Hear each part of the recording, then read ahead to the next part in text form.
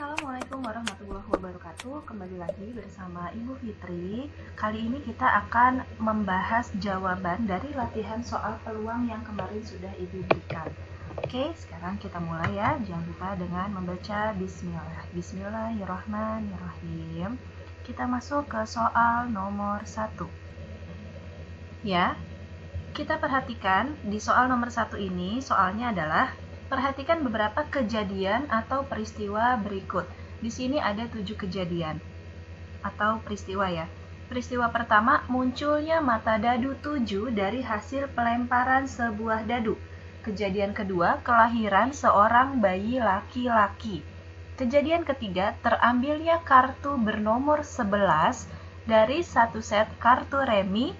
Kemudian yang keempat, kematian seorang manusia. Yang kelima, terbitnya matahari setiap harinya. Yang keenam, munculnya api di kedalaman lautan. Kemudian yang ketujuh, seekor kucing dapat berbahasa Indonesia. Dari kejadian atau peristiwa di atas, manakah yang memiliki peluang kejadian 0? Arti dari peluang kejadian 0 adalah sama sekali tidak memiliki peluang. Nah, dari kejadian 1 sampai kejadian 7, mana yang sama sekali tidak mungkin atau mustahil? Coba kita perhatikan. Di kejadian nomor 1, munculnya mata dadu 7 dari hasil pelemparan sebuah dadu. Dadu itu sisinya ada 6, jadi angka maksimal pada dadu adalah angka 6. Kemungkinan muncul angka 7 ada atau tidak? Tidak. Sehingga peluangnya 0. Berarti ini termasuk ya. Kelahiran seorang bayi mungkin ya, tapi di sini kan yang ditanya yang tidak mungkin. Kemudian terambilnya kartu bernomor 11 dari satu set kartu remi. Mungkin tidak. Kartu remi sampai nomor berapa nak? Setahu Ibu kartu remi sampai nomor 10 ya. Sesuai yang sudah video Ibu share kemarin, kalian bisa tahu bahwa kartu remi itu hanya sampai pada angka 10. Nah, berarti ini juga peluangnya 0. Kematian seseorang itu pasti. Berarti ini peluangnya 1 kalau pasti. Terbitnya matahari setiap hari pasti. Munculnya api di kedalaman lautan. Di kedalaman lautan ada api atau tidak ya? Coba kita yang ke nomor 7. Seekor kucing dapat berbahasa Indonesia tidak. Jawabannya 1, 3, 7. Nah, ini munculnya api di kedalaman lautan, mati nanti airnya. Oke, maka jawabannya yang memiliki peluang kejadian 0 adalah nomor 1, kemudian nomor 3, nomor 6, dan nomor 7. Maka untuk soal nomor 1 jawabannya adalah A, 1, 3, 6, dan 7. Sekarang kita lanjut ke nomor 2. Kita baca di soal nomor 2. Dalam percobaan melambungkan 3 mata uang logam, peluang muncul 2 angka dan 1 gambar. Sekarang kita hitung dulu berapa ruang sampel untuk mata uang logam. 1 logam itu memiliki 2 sisi ya. Kita tulis 1 logam ada berapa sisi? Ada 2 sisi. Nah, di sini ada berapa mata uang logam? Ada 3, berarti 2 pangkat N. Sesuai rumus ya, berarti ada 2 pangkat 3.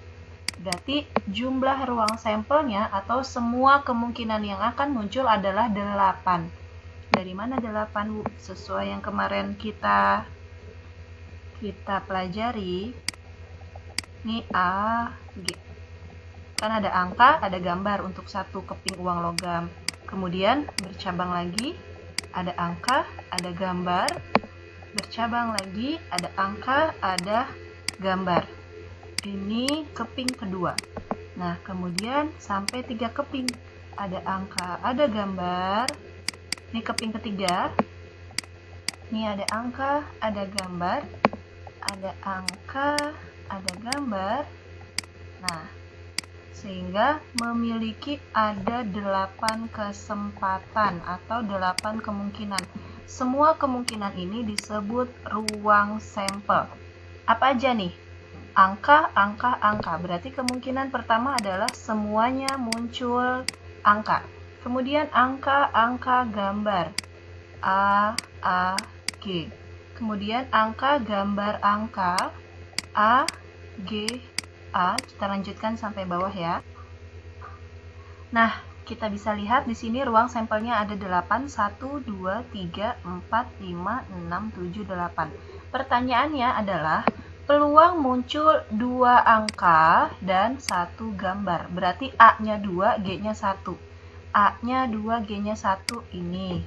A-nya 2, G-nya 1. A-nya 2, G-nya 1. Sudah. Ini kalau di total ada berapa? 8.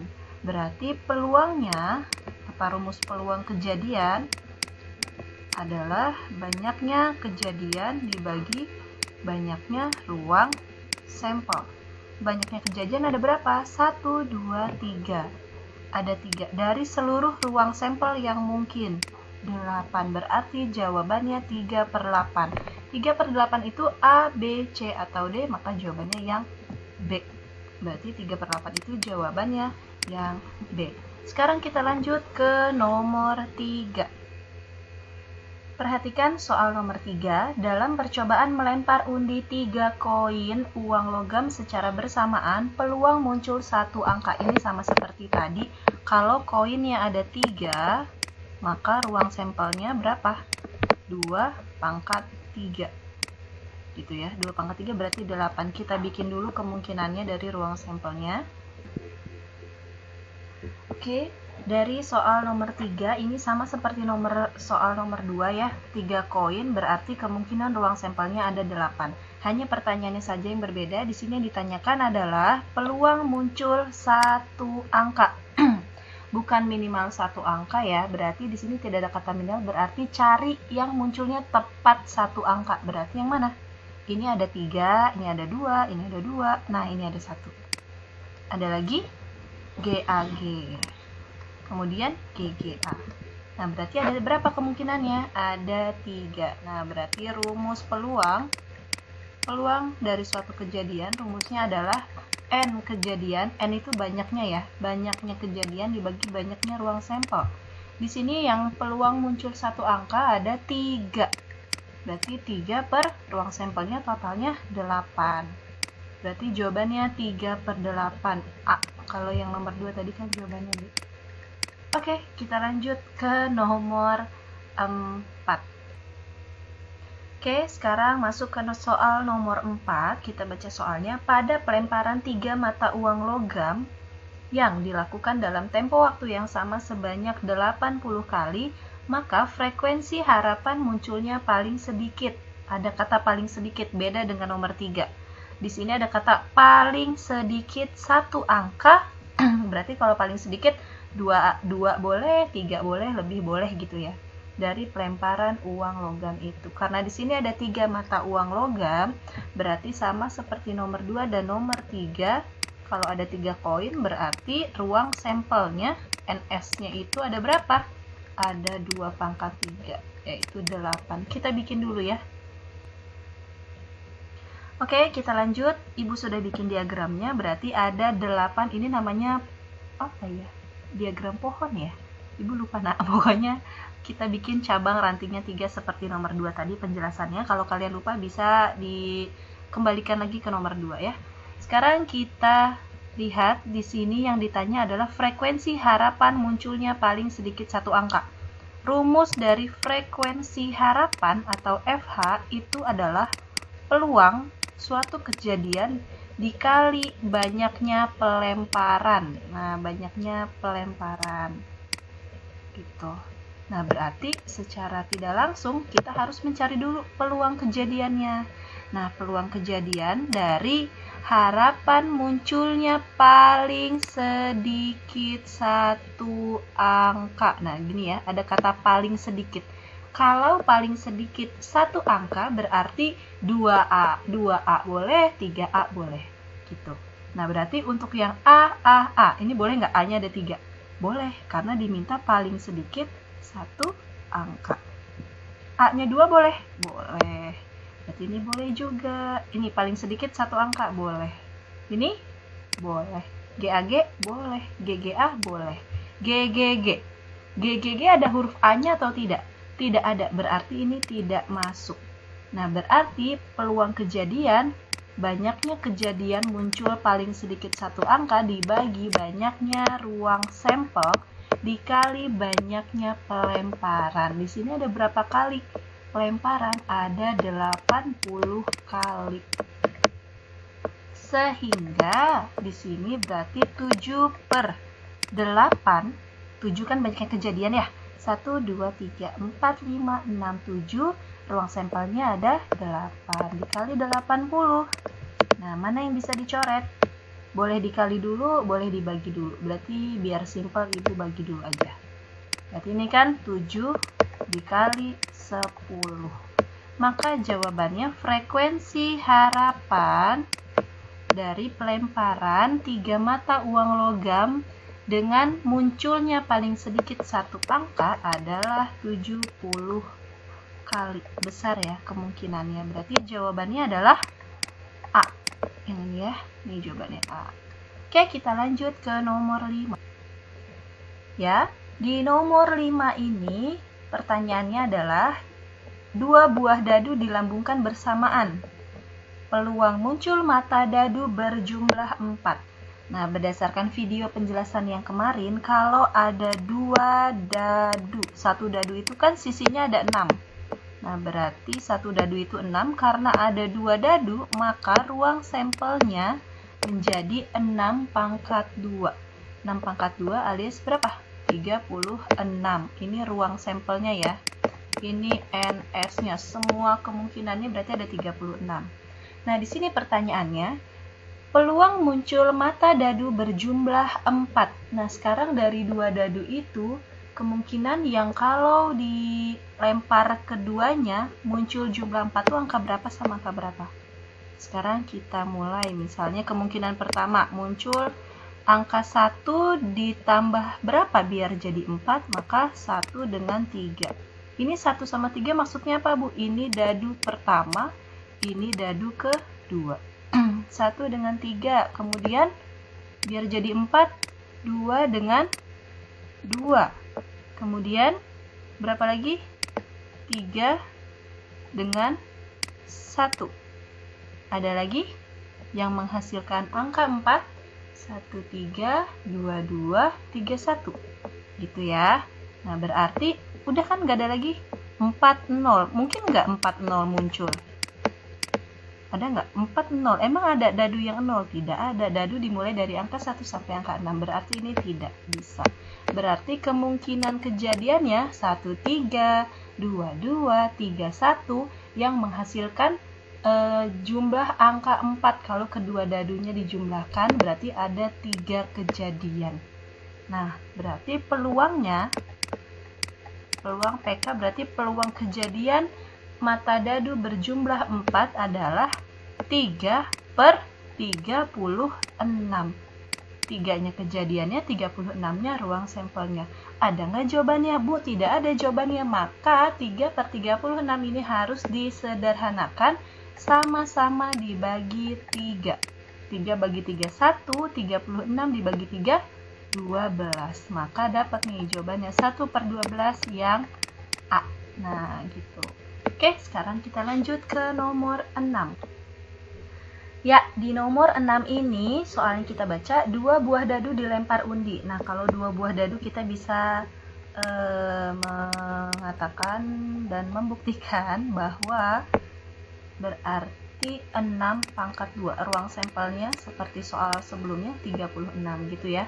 Pertanyaannya, peluang muncul kedua mata dadu berjumlah lebih dari 7. Nah, kemungkinan mata dadu itu kalau dijumlahkan paling besar angka berapa? Karena satu dadu itu angkanya paling besar 6, kalau ada 2 dadu berarti 6 ditambah 6, 12 gitu ya. Nah, di sini diminta yang jumlahnya lebih dari 7. Kalau lebih dari 7 berarti 7-nya tidak ikut. Lebih dari 7 itu angka berapa? 8, 9, 10, 11, dan 12 gitu ya. Nah, sekarang yang jumlah angka 8 yang mungkin adalah, coba kita lihat. Boleh nggak 1 sama 7? Dadu pertama 1, dadu kedua angka 7. Mungkin tidak? Tidak mungkin. Kenapa? Karena di dadu tidak ada angka 7. Berarti kita mulai tidak dari angka 1, tetapi dari angka 2. 2 ditambah berapa biar jadi 8? 2 dengan 6. Kemudian habis 2, 6, 3, 5. Kemudian 4, 4. Kemudian 5, 3. Ibu, 3 sama 5 sama 5 sama 3 sama atau beda? Beda. Kenapa? Karena ini dadu 1, ini dadu 2. Berarti dadu pertamanya angka 3, dadu kedua angka 5.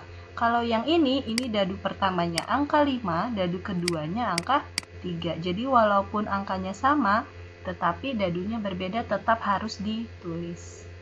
Nah, ini juga sama, berarti 6 dengan 2. Kan tadi udah ya, 2 sama 6, tapi kan beda dadu. Yang ini 6 sama 2. Berarti kemungkinan munculnya ada berapa nih angka 8? 1, 2, 3, 4, 5. Ada 5. Ini baru angka 8. Di sini pertanyaannya yang berjumlah lebih dari 7. Berarti angka 9-nya kita hitung. Angka 9 dimulai dari angka 3. 3 dengan 6. Kenapa tidak dengan 2 dan 7? Karena tidak ada angka 7 di dadu. Berarti mulainya dari angka 3. Kemudian 4, 5.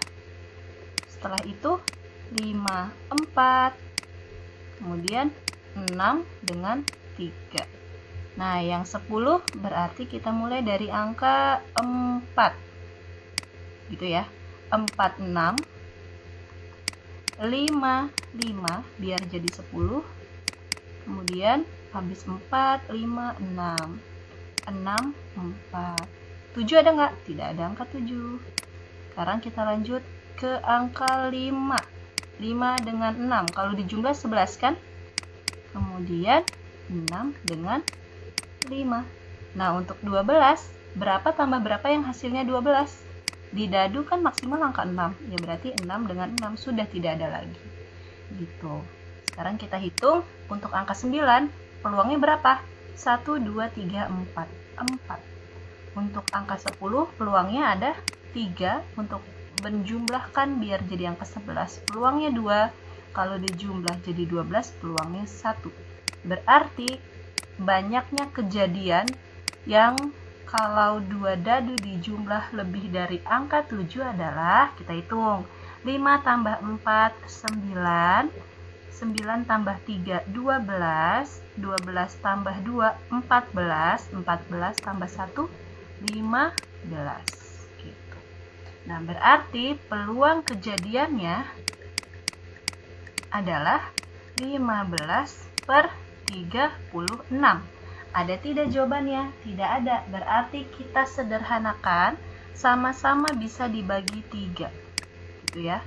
15 bagi 3, 5. 36 bagi 3, 12. Maka jawabannya 5/12. Yang A, B, C atau B? A, B, C atau D? B. 5/12 ya, semoga bisa dipahami. Kita lanjut ke soal nomor 7. Oke, kita sudah masuk ke soal nomor 7. Dibaca soalnya. Seorang pedagang telur memiliki 200 butir, berarti ruang sampelnya adalah 200 butir. Baca kalimat berikutnya. Karena kurang hati-hati, 10 butir telur pecah saat diletakkan di dalam peti. 10 butir pecah. Gitu kan? 10 butir pecah. Jika sebutir telur diambil secara acak, maka peluang terambilnya telur yang tidak pecah. Nah, sekarang kalau 10 butir pecah, maka yang tidak pecah berapa? Nah, yang tidak pecah adalah 200 dikurang 10. Gitu ya. Berarti 190. Berarti kemungkinannya berapa nih? Peluangnya yang tidak pecah. Yang tidak pecah yang tidak pecah ada 190 dari total semuanya. Berarti 200. Sederhanakan menjadi 19/20. Jawabannya yang A. Gitu. Untuk nomor 7 jawabannya yang A, seperti itu. Next, kita lanjut ke nomor 8. Kita lanjut ke nomor 8. Sebuah kantong berisi 60 kelereng identik, berarti ruang sampelnya adalah 60. Dengan rincian warna merah ada 8. Kita tulis merahnya 8. kemudian kuningnya berapa? Kuningnya 12, hijaunya 16, gitu ya. Hijaunya 16 dan sisanya biru. Yang biru ini tidak dikasih tahu berapa jumlahnya. Nah, berarti kan kalau di jumlah harus ada 60. Nah, kita hitung dulu yang ini. Ini kita jumlahin berarti 8 ditambah 12 ditambah 16. 8 tambah 12, 20. 20 ditambah 16 berapa? 36. Berarti yang warna biru 60 dikurang 36. Berarti yang warna biru ada 24. Nih, yang birunya ada 24. Nah, pertanyaannya dari sini, peluang terambilnya kelereng warna biru. Nah, sesuaikan berarti peluang biru. Kita sudah cari tahu tadi birunya ada berapa? Ada 24. Dari total ruang sampelnya 60. Sekarang tidak ada nih Bu jawabannya. Terus bagaimana cara menjawabnya? Sederhanakan, dibagi 12. Sama-sama bisa dibagi 12. 24 dibagi 12 dapat 2. 60 dibagi 12 dapat 5. Berarti jawabannya yang C, 2/5. Peluang muncul diambil kelereng biru. Oke, kita lanjut ke nomor 9. Kita lanjut untuk nomor 9. Pertanyaannya adalah dari 180 orang yang hadir dalam suatu acara, disediakan 9 hadiah untuk door prize. Peluang yang hadir akan mendapatkan hadiah door prize adalah Nah, di sini berarti orang yang hadir ada berapa? Sebanyak 180 orang. Sementara hadiahnya atau door prize-nya cuma ada 9. Nah, berarti kemungkinan peluangnya adalah 9/180. Berapa 9/180? Ini disederhanakan ya. Sama-sama dibagi 9. 9 bagi 9, 1. 180 dibagi 9, 20. Berarti jawabannya 1/20. Bu, jawabannya tidak ada karena dia memakai desimal di jawabannya. Sementara hasil yang kita dapat adalah pecahan. Kalau seperti itu berarti kita ubah 1/20 dijadikan desimal. Sudah 1 dibagi 20 dengan cara porogapit. Berarti 0, tambah 0. 10 bagi 20 belum bisa. Tambah lagi 0. 100 bagi 20, 5. Nah, seperti ini. Berarti jawabannya adalah 0,05. Ini jawabannya ya, 0,05. Berarti jawabannya yang C. Berarti setiap orang memiliki peluang sebesar 0,05 untuk mendapat door prize yang ada. Seperti itu. Sekarang kita lanjut ke nomor 10. Ya, di nomor 10 ini Ibu bukan memberikan soal pilihan ganda, tetapi ini adalah soal uraian dengan berapa pertanyaan? Ada 4 pertanyaan. Kita baca dulu soalnya. Seorang pesulap memainkan kartu remi yang melibatkan pengambilan sebuah kartu dari satu set kartu remi tersebut. Biasanya kalau di buku paket kalian itu namanya kartu bridge gitu ya. Jadi kalau ada, Bu, kok ini namanya kartu bridge gitu. Itu sama aja, kartu bridge, kartu remi itu sama. Tentukan peluang terambilnya. Nah, sekarang kalian harus tahu dulu di kartu bridge itu ada apa saja kategorinya, jumlahnya ada berapa. Mari kita buat. Oke, ini sudah Ibu gambarkan. Jadi di satu set kartu bridge atau kartu remi itu terdiri dari hati atau love gitu kan. Kemudian ada yang juga menyebutnya ini sebagai tempe atau dikenal dengan diamond. Kemudian di sini ada juga yang menyebutnya sebagai daun atau sekop. Nah, di sini ada juga yang menyebutnya sebagai keriting. Ada 4 kategori, 2 warna merah dan 2 warna hitam. Karena di sini merahnya Ibu gambarnya agak tipis, kalau yang hitam agak Ibu tebalkan. Nah, setiap kategori di sini terdiri dari as. Jadi kartu bridge itu tidak dimulai dari angka 1, tetapi angka 1-nya itu gambarnya as.